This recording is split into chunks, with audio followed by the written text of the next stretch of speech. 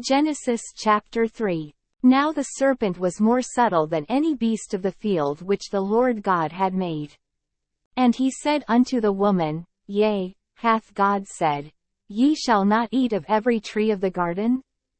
And the woman said unto the serpent, We may eat of the fruit of the trees of the garden. But of the fruit of the tree which is in the midst of the garden, God hath said, Ye shall not eat of it, neither shall ye touch it, lest ye die. And the serpent said unto the woman, Ye shall not surely die. For God doth know that in the day ye eat thereof, then your eyes shall be opened. And ye shall be as gods, knowing good and evil. And when the woman saw that the tree was good for food, and that it was pleasant to the eyes, and a tree to be desired to make one wise, she took of the fruit thereof, and did eat, and gave also unto her husband with her, and he did eat. And the eyes of them both were opened, and they knew that they were naked. And they sewed fig leaves together, and made themselves aprons. And they heard the voice of the Lord God walking in the garden in the cool of the day. And Adam and his wife hid themselves from the presence of the Lord God amongst the trees of the garden. And the Lord God called unto Adam, and said unto him, Where art thou? And he said, I heard thy voice in the garden, and I was afraid, because I was naked and I hid myself. And he said, Who told thee that thou wast naked?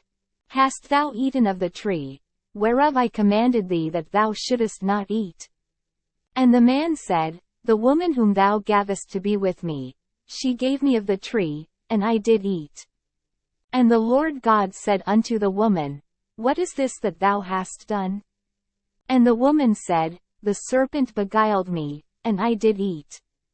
And the Lord God said unto the serpent, Because thou hast done this, thou art cursed above all cattle, and above every beast of the field. Upon thy belly shalt thou go, and dust shalt thou eat all the days of thy life.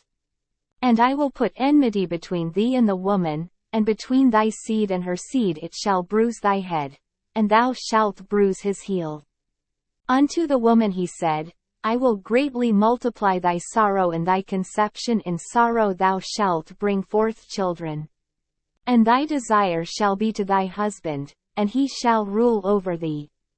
And unto Adam he said, Because thou hast hearkened unto the voice of thy wife, and hast eaten of the tree, of which I commanded thee, saying, Thou shalt not eat of it. Cursed is the ground for thy sake. In sorrow shalt thou eat of it all the days of thy life. Thorns also and thistles shall it bring forth to thee, and thou shalt eat the herb of the field. In the sweat of thy face shalt thou eat bread, till thou return unto the ground. For out of it wast thou taken, for dust thou art, and unto dust shalt thou return. And Adam called his wife's name Eve, because she was the mother of all living.